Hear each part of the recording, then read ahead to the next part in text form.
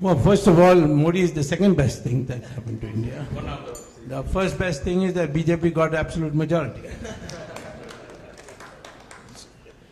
It was actually three things which brought us to power. One is Modi's personality, of course, his record in Gujarat, which was widely acclaimed, and so he qualified to be a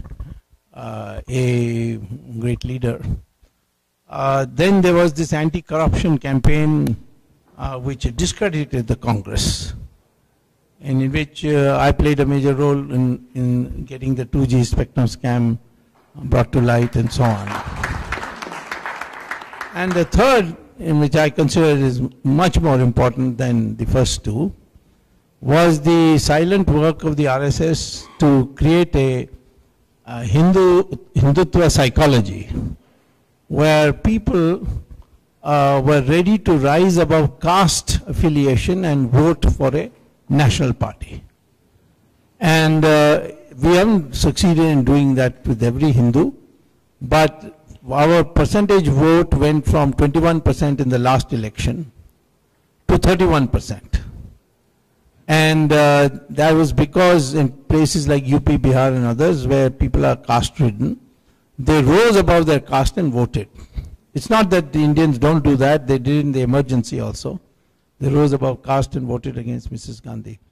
So that meant we reversed what was used to happen. What used to happen is that people used to unite, the parties used to unite the minorities and divide the majority on caste basis. This time we somewhat reversed it by uniting the majority and dividing the minorities. We did divide the minorities. The Shias, for example, amongst the Muslim community voted for us. And we did woo them also. So after a very long time, we got an absolute majority. And Modi is a decisive leader, there's no question about it. But his Gujarat model is not replicable in the center.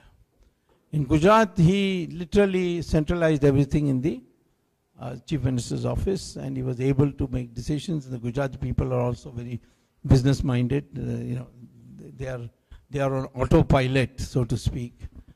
You don't have to do much for them. You just have to clear the way for them.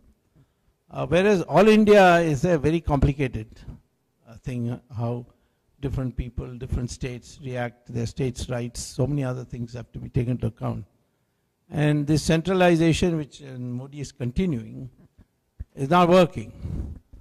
And he has to now get a new set of people also in his cabinet, because the present set, is not, most of them in key ministries like oil and power and so on, not experienced people. And therefore, he has to have a course correction, but he is capable of course correction. And we have to deliver on some promises not to lose our credibility. One is bringing black money back. There are $2 trillion of black money abroad. They have to be brought back.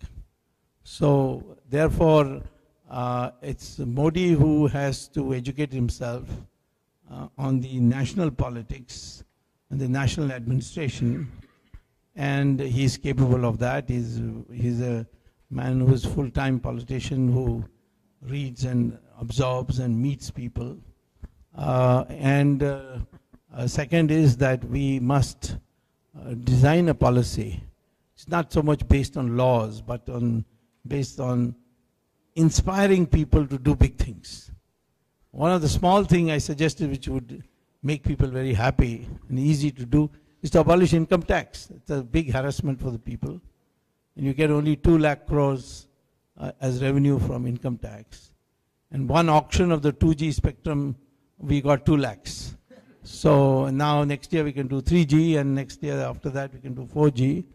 And if you get the black money abroad back, you get 60 times the revenue from income tax. So this is the options, and I think from what I have seen recently, Modi is recognized after this fiasco in Parliament that he has to not be a consensus leader, but he has to be a ideological leader. And that would make a big difference in the future. I expect that to be so.